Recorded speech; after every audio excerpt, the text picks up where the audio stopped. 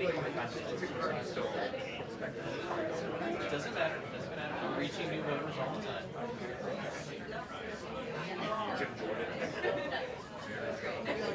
Probably taking a long time to swallow our hat, you know? We would be wearing a jacket. Yeah, then we really would. Yeah. Jacket would be the disguise than the hat. How do you tell the time of this? Is it a rotating face of what's in the fire? Yeah. One.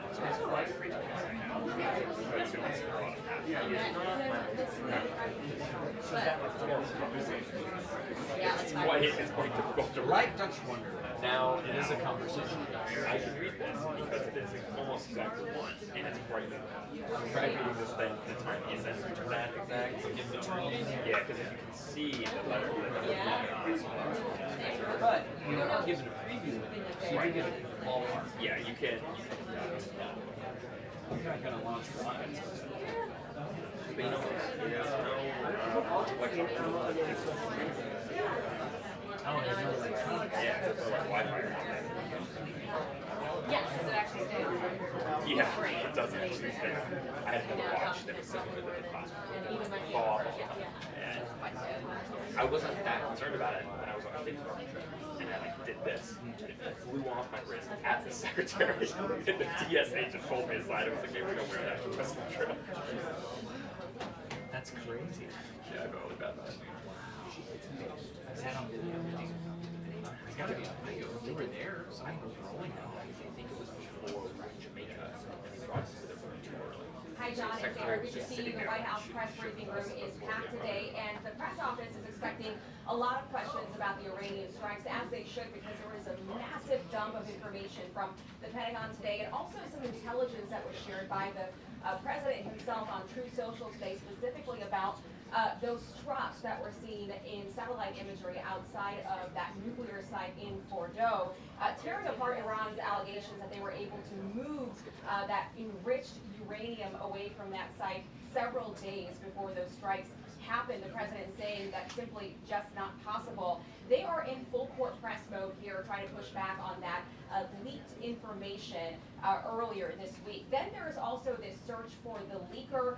The White House hasn't publicly said that they believe this leak came from Capitol Hill. However, they have said that it happened shortly after some information was shared with Congress, and then of course we saw those classified briefings that were delayed shortly after. So they're going to start limiting information, classified information that is shared with Congress, and there might be some questions today about how they'll decide what information they will limit and how lawmakers will feel about that, because of course Congress has oversight privileges as well. And Deputy AG Todd Blanche, by the way, told Fox News last night, or Ingram, that they are ready to go after and charge really anyone, even if they are a member of Congress, if they in fact this information. A lot to get to here at this press briefing. I think they can wrap more.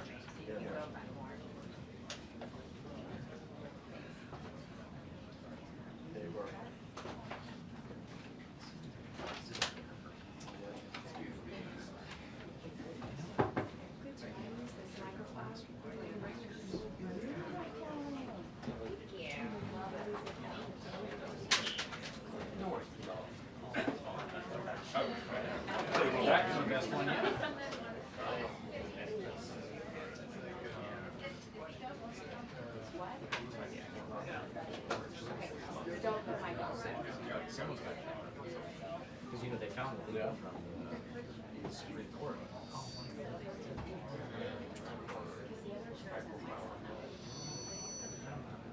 It's weird. Isn't it weird?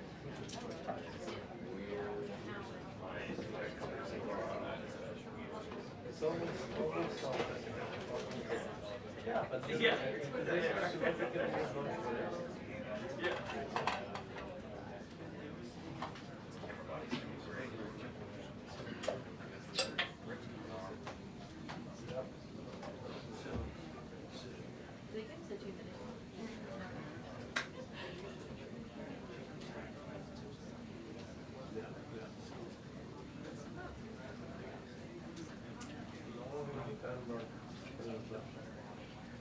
Ready for the briefing. Take care, man. Bye.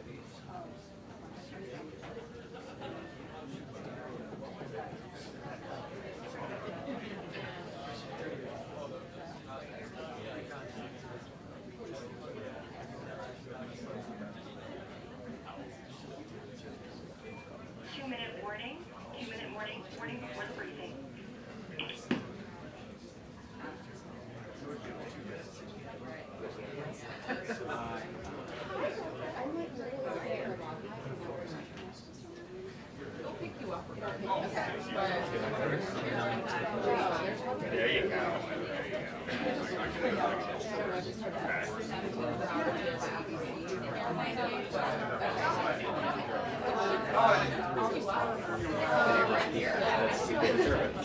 forgot to wear mine like 2 weekends ago, and it's something like that.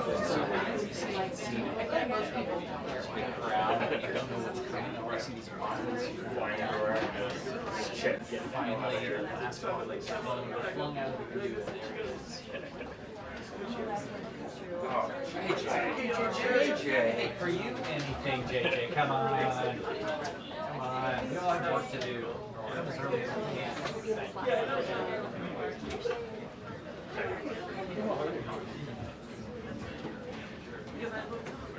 Colin, congratulations on you. Good to see you.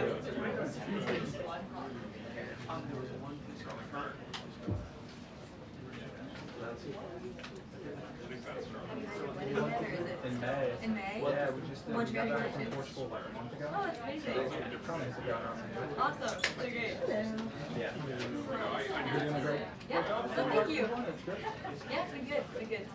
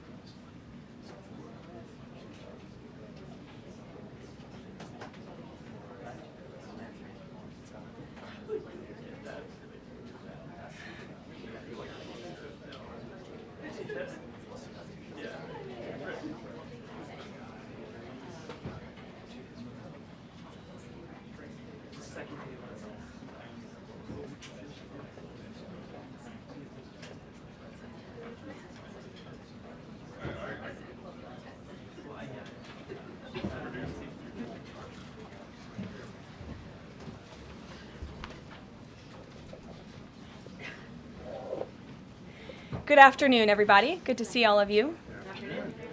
With President Trump as Commander-in-Chief, the world is a much safer place.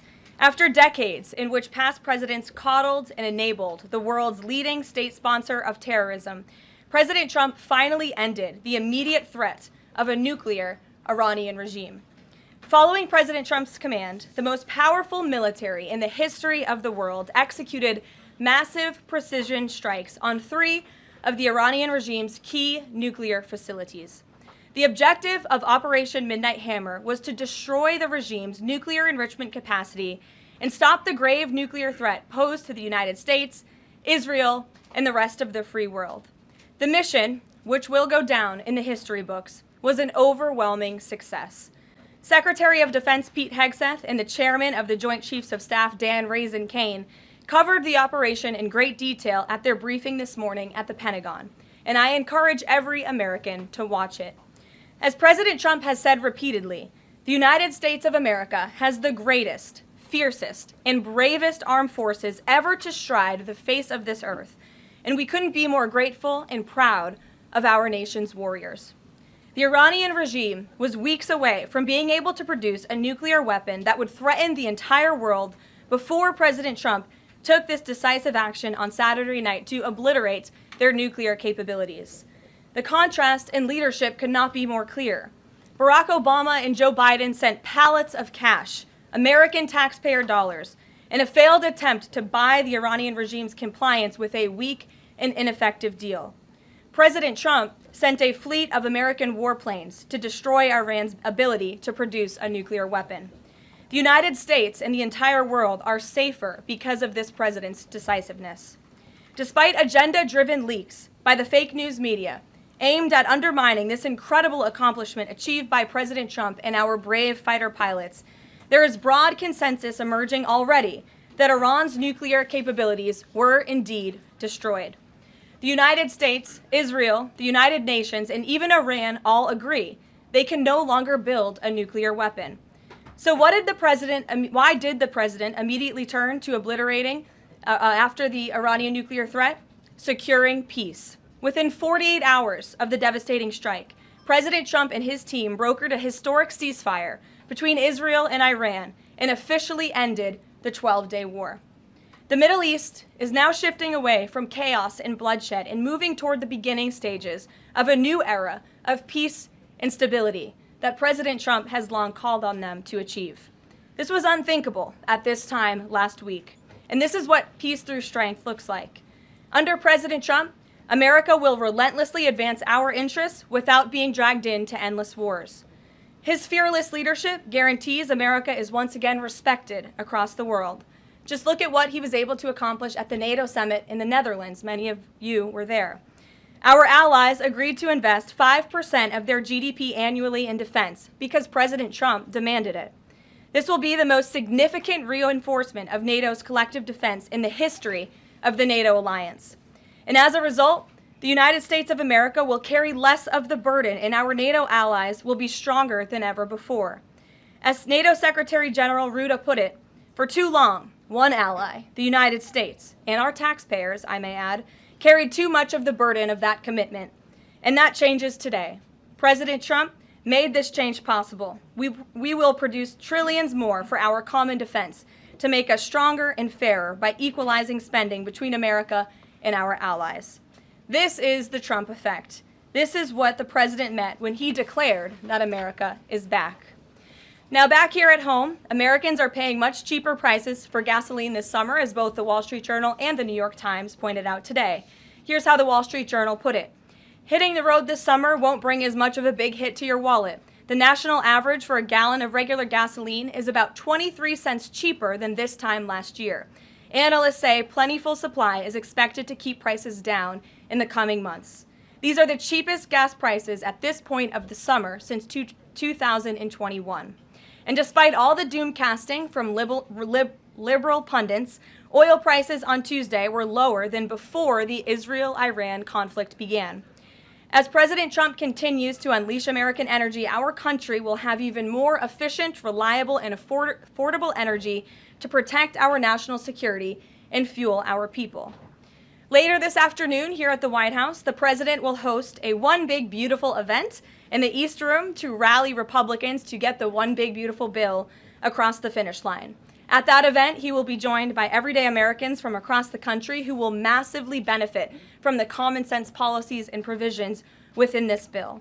This is the largest tax cut for working and middle-class Americans in history, and it's going to put more money into the pockets of hardworking Americans. Families will see an average increase in take-home pay of more than $10,000 per year. Americans earning between $30,000 and $80,000 per year will see a 15% tax cut. Overtime and tipped workers will save thousands of dollars annually. And our amazing seniors will receive historic financial relief by reducing the tax burden on their Social Security benefits. Simply put, this bill is going to unlock the golden age of America. And we look forward to continuing to work with the Senate and the House to see this bill on the president's desk for signature by Independence Day. Here in our new media seat today, we have Colin Anderson with the Washington Free Beacon, who will kick off our question and answer. Colin, go ahead. Thank you, Karoline. We reported yesterday on a briefing from the Israeli defense minister in which she said the U.S. and Israel are working together to monitor any attempts from Iran to rebuild their nuclear program, and also that if Iran was to do so, the U.S. and Israel would work together to once again destroy that nuclear program. Is that aligned with the president's thinking? Look, the president, as I said in those opening remarks, Colin, and thanks for being with us today, views the Middle East on its way to peace and prosperity. And the president used strength on Saturday night. The whole world saw that the United States is indeed the most lethal fighting force in the world with those precision strikes on Saturday evening. But the president wants peace. He always has. And right now we're on a diplomatic path with Iran. The president and his team, namely Special Envoy Witkoff, continue to be in communication with the Iranians and especially our Gulf and Arab partners in the region to come to an agreement with Iran. As for our alliance with the State of Israel and that friendship and that partnership between the United States and the State of Israel, I would argue it has never been stronger. And we see a new era in which perhaps some of these Gulf and Arab states can sign on to the Abraham Accords. That was one of the president's most signature accomplishments in his first term, and he'd like to see more of those countries sign on in this second term. And so we look forward to sustaining a long and durable peace in the region, and the president wants to do that through a diplomatic solution. But as he proved on Saturday night, he's not afraid to use strength if we need to do it. Gabe. Thanks, Karoline. The president mentioned in a Truth Social post that no enriched uranium was moved from Fordo. What about the other two sites, Isfahan and Natanz, and how can the president be so sure that no uranium was moved? Well, what I can assure you is that the United States and our intelligence agencies and Director Ratcliffe and the President's entire national security team were obviously watching these sites very closely in the weeks and the days leading up to the attack on Saturday, which I will add was one of the most secretive and successful operations in United States history. I think many of you in this room would agree with that, because none of you in this room knew about the strike on Saturday until it took place. So we were watching closely, and there was no indication to the United States that any of that enriched uranium was moved prior to the strike. From any of the sites? Correct. And then one more thing, Karoline. Next week, the president mentioned that there would be talks with Iran.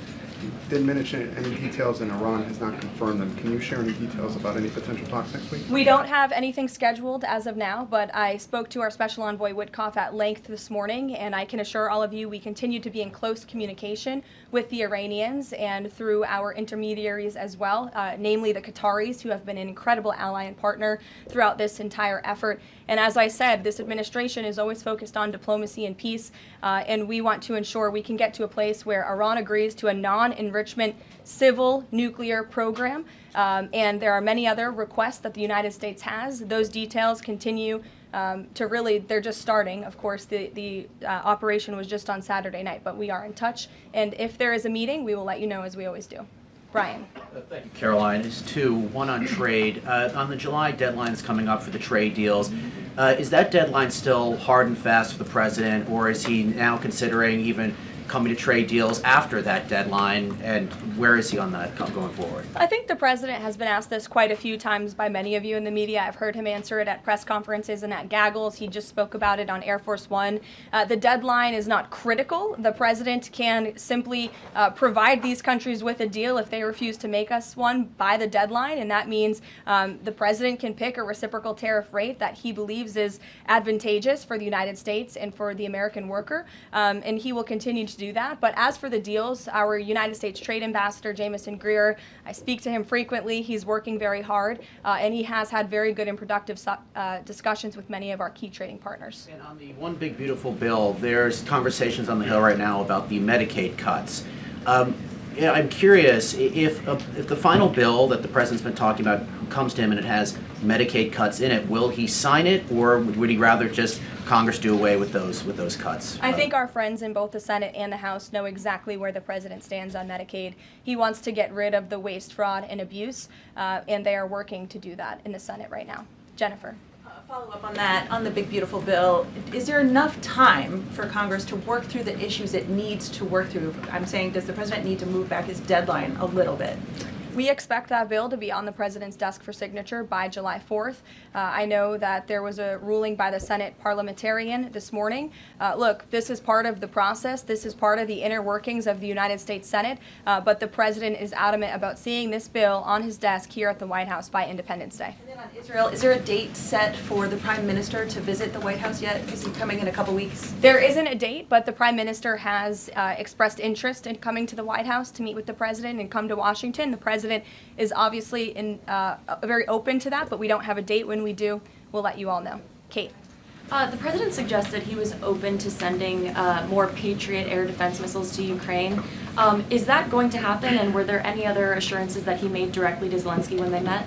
I'll let the president speak on that. That was a private conversation between he and President Zelensky. But the meeting was a good meeting, and it was a meeting towards progress. And the president, as he said, repeatedly wants to see this war come to an end, but I'll let him speak on that specific And point. Witkoff yesterday suggested that there would be more countries signing on to the Abraham Accords. What's the timeline on that, and which countries specifically is the administration looking to have sign on? Well, the president is certainly hopeful that more countries in the region will sign on to the Abraham Accords. Again, we want to see a long, withstanding, endurable peace in the Middle East, and that's the way to do it. And when the president met with the new president of Syria, that was one of the requests that he made for Syria to sign on to the Abraham Accords. I don't have a timeline for you, but this administration wants to see that happen, and our partners in the region should know that. Rachel. Thanks so much. Just to follow back up on the meeting that the president mentioned about wanting to have this meeting with the Iranians next week. Clearly there's a willingness here from the administration to want to meet with Iranian officials.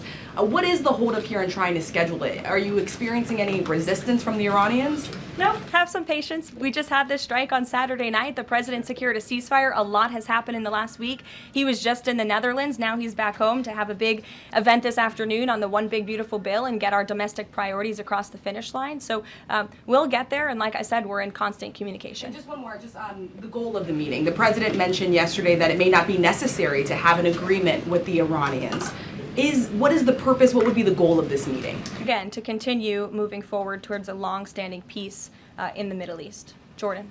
Yes, Karoline, thank you. So the president had some harsh words for both Israel and Iran on Tuesday as he was departing from the NATO summit after they both violated the ceasefire. He said, what's your response to Americans who are worried the peace isn't going to last and think that Israel is trying to plunge us into another endless war on their behalf? I think the fact that the president was able to successfully negotiate a ceasefire when nobody thought that was possible, it was a surprise to everyone in this room, it was a surprise to the world, but the president got it done because he wants to see peace in this world. He does not want the United States to be dragged into these conflicts. Again, he's not afraid to use strength if he has to, but the president has already proven he can put America first and deliver on peace at the same time. They're not mutually exclusive goals. And then one more, after Kari Lake, she testified in the House Foreign Affairs Committee on the waste, fraud, and abuse and the rot, really, in Voice of America and USAGF. The president called for Congress to kill it. What does that look like, and is the president willing to sign an executive order? Well, I believe that action would have to be legislative through Congress, and the president directed Congress to get that done in his Truth Social post yesterday. If there is any executive action that can be taken to cut some of the waste, fraud, and abuse or do away with the program entirely, I'm sure our great Deputy Chief of Staff, Stephen Miller, is already looking into it. And if it can be done, it will be done here at the White House, but Congress should act as well. To the back. Go ahead. Yes. Karoline, thank you. The administration To the back, and then Carrie, I'll come to you. Yeah, the administration said that the DIA report was low confidence intel. Can you share what other assessments are currently underway to get to the bottom of just how effective these strikes were? Yes. Well, I can assure you what the CIA director said, that when we look at the entirety of the intelligence that we have to this date, it concludes that these strikes on the Iranian nuclear facilities were absolutely successful. It was a total obliteration, as the president said, and not only does our own intelligence say that, but also the Iranian foreign minister has said that. We saw Israel conclude the same thing based on their own intelligence. We also had the United Nations say that as well. So I think the only other time the United Nations, Israel, Iran, and the United States has agreed on something is that the sky is blue, but they all agree that Iran's nuclear facilities were completely demolished. And I would just like to reemphasize, you mentioned this was a low confidence preliminary intelligence assessment, and the entirety of that assessment was not leaked to the media. Only tidbits of that assessment were leaked to CNN. And we have seen this playbook run before, where you have people in the intelligence community, or perhaps on Capitol Hill, we don't know, but I believe the FBI is investigating to find out who that leaker was, because it's illegal and they should be held accountable for that, leaked bits and pieces of an intel assessment to push a false narrative. And it's to the same reporter, I will add, Natasha Bertrand of CNN, who has done this in the past. In 2020, it was Natasha Bertrand who had 51 intelligence analysts falsely lie to her, but she still put it on paper for some reason, that the Hunter Biden laptop story was Russian disinformation. We all know that's not true, right? We can all agree on that now. That was a lie from the intelligence community. Also in 2020, this same reporter, Natasha Bertrand, wrote that a top intel agency ruled out the man-made lab leak theory of the coronavirus origins. Again, the president was right about that. This reporter wrote a lie from the intelligence community to seek a narrative she wanted to prove, and guess what? We now know that's the truth. Also, in 2024, Bertrand pushed the suckers and losers hoax. She also pushed the fine people hoax, which was taking the president's words purposely out of context.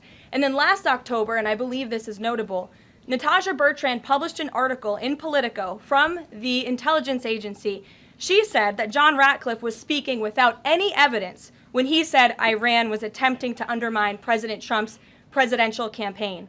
And then we, of course, found out that was absolutely true. In fact, the Biden administration declassed an intel report which said they had high confidence that Iran had done exactly what Ratcliffe alleged. They did run an influence campaign to hurt President Trump's candidacy. In fact, we know the Iranians tried to take President Trump's life.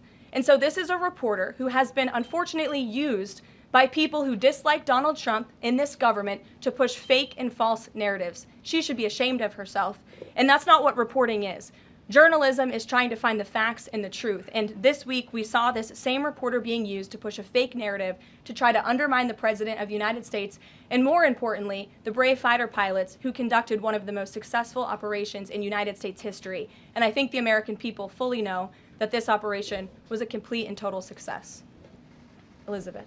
Thank you, Karoline. The Miami Herald recently published a story saying the Trump administration was targeting migrant foster children. The Trump administration has denounced this as false. Could you clarify the Trump administration's position on protecting migrant children, particularly the 300,000 lost under the Biden administration? Yes, I saw that Miami Herald article yesterday, and I was aghast at the headline. It's egregious to accuse this administration of trying to target foster children. That is not at all what is happening at the Department of Homeland Security.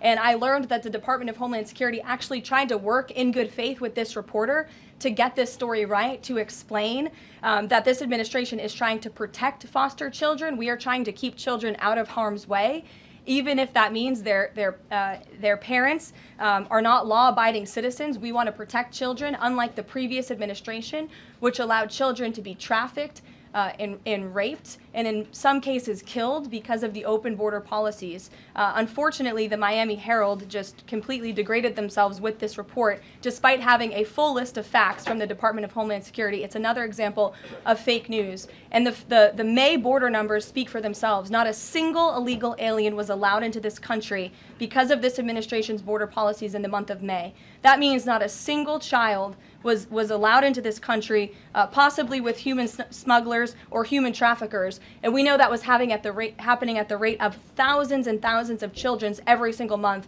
in the previous administration for 4 years. And you didn't see any reporting of that from the Miami Herald, but now they're trying to accuse this administration. And we tried to give them the facts, and they refused to report them. So thank you for bringing that report to light. Aisha. Good to see you again. You too. I know you're looking for You're this. usually on the Hill. I know, I'm here today. I know you're looking for this leaker. Is it your belief, I know you said earlier you're not sure if it's on Capitol Hill or at the Pentagon, but is it your belief that it might be in Capitol Hill, and how confident are you that you'll find this leaker? Well, I'm not personally looking for the leaker. The FBI is looking for the leaker, so you'll have to ask them in the Department of Justice in terms of this investigation. But you know, leaking top secret classified intelligence is a crime, and people need to be held accountable for that crime. Can I just ask you about how you're going to be limiting intel to Congress? What would you say to lawmakers who say they have oversight privileges, they need this information? This administration wants to ensure that classified intelligence is not ending up in irresponsible hands, and that people who have the privilege of viewing this top secret classified information are being responsible with it. And unfortunately, clearly, someone who had their hands on this, and it was a very few people, few number of people in our government who saw this report, that person was irresponsible with it, and we need to get to the bottom of it, and we need to strengthen that process to protect our national security and protect the American public. Mary Margaret, go ahead. Thank you, Karoline. Sure. You just laid out a lot of different stories about disinformation that Natasha, excuse me, that Natasha Bertrand had pushed during her time at Politico and at CNN. Why would any member of the Trump administration leak anything to her? Well, again, as I just said, we're investigating who that leaker was. It could have been someone in the intelligence community, or it could have been someone on Capitol Hill who had access to this document. The FBI is searching for that person. Go ahead. Thanks, Karoline.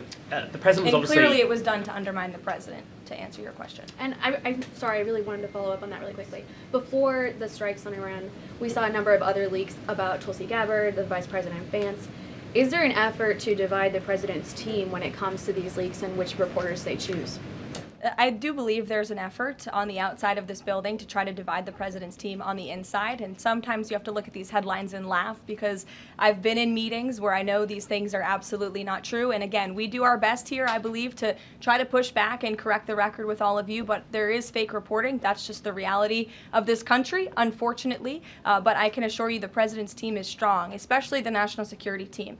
Everyone is very proud of the president, of our commander-in-chief, and of our military for the successful operation that took place on Saturday night. Thanks, Karoline. The President was obviously very pleased with getting his NATO allies to increase defence spending. He's made the same demands of Asia-Pacific allies of the United States, including Australia, where I'm from. How does the NATO result impact negotiations with Asia-Pacific allies? Does it, for say, strengthen the President's resolve to say, well, you know, our NATO allies have done it, now you need to do it too?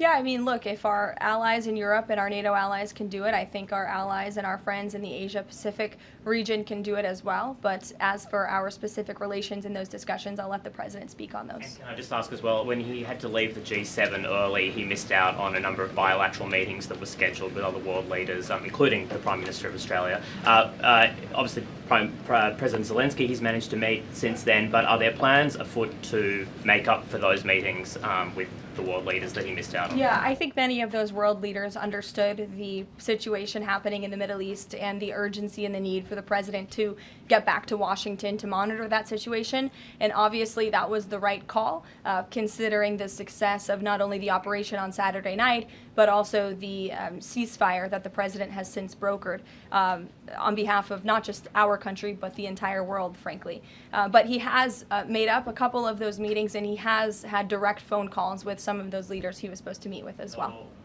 Not all. Ed. Oh yeah, thanks, Karoline. So to clarify on trade, so what happens to the countries other than China on July 9th? That's a decision for the president to make, and I will let him make it. Okay, and secondly, so now that oil is just about upper $60s a barrel, when's the administration going to start refilling the Strategic Petroleum Reserve? That's, again, a decision for the president to make and our Secretary of Energy. There's no imminent plans to do that, from what I understand. But as you have seen with the plummeting of oil prices in this country, it's because this president and our Department of Energy have really tapped into our resources here, and we have an increase of supply, unlike the previous administration that totally hampered our domestic energy efforts, but totally robbed and drained our strategic petroleum reserves. So when the time is right, the president will make that decision, but right now we are utilizing the resources that God blessed us with right here in our country to produce energy for our people. You know, one more if I could, on the One Big Beautiful Bill, does the president believe the parliamentarian of the Senate should be removed? I haven't spoken to him about that, and I'll let him speak on it. However, again, he knows this is part of the process and the inner workings of the Senate, and he wants to see this bill done, and he remains very much engaged in these conversations and in this process with lawmakers in both the Senate and the House side, and the whole White House does as well. In the back. Yes, Libby. Thank you, Caroline. Earlier today, the president stated that these photos out of Fordo that were showing nuclear materials being removed, suspected of showing that, were just concrete workers. What intelligence is that based upon? Look, the president shared that statement with all of you, and I already answered the question about whether uranium was moved prior to the strike, and the answer is no. Is there a chance that the DIA report becomes public at any point? I don't think this administration is going to get into the habit of sharing classified, top-secret information. Those classifications exist for a reason, and I wish everyone who had the privilege of looking at these documents would respect that. Daniel? Thank you, Caroline. You've been emphatic that the president's expectations for the One Big Beautiful Bill to hit that July 4th deadline. You had a big meeting on Capitol Hill yesterday with the Republican Study Committee. Did you walk away from that meeting pleased with what you heard? Did it bolster your confidence that Congress is able to meet that the expectation of the president? Yes, I did. The camaraderie at the Republican Study Committee was great. Members, expressed, their feelings about the bill, but as we saw, the bill passed through the House despite many people believing it could not. So the House is ready to receive this bill back from the Senate so they can pass it and bring it to the president's desk. So it was a great meeting, and Republicans are very unified. And we also talked about the mayoral race in New York City and how the victory of the Democratic primary candidate really shows how far left and unhinged the Democrat Party has become. And Republicans truly are on the right side of every issue in this country. We are on the side of no men in women's sports, on the side of low taxes, secure borders. So that was the topic of discussion, and the unity was strong and the camaraderie was high. And I know everyone looks forward to being here at the White House for the bill signing next week. Sure. Thanks, Caroline. The Supreme Court ruled this morning that South Carolina is allowed to deem Planned Parenthood as not a qualified healthcare provider, and that will block it from receiving Medicaid funds. Does the White House have a statement on that ruling, and would the president support a standalone bill from Congress to defund Planned Parenthood at a federal level rather than letting each state determine it? I'll let the president speak on that legislative priority, but as for the Supreme Court ruling, the president has always maintained that Americans should not be forced to violate their conscience and their religious liberty by having their tax dollars fund abortions, and we're glad the Supreme Court ruled on that side today, or yesterday.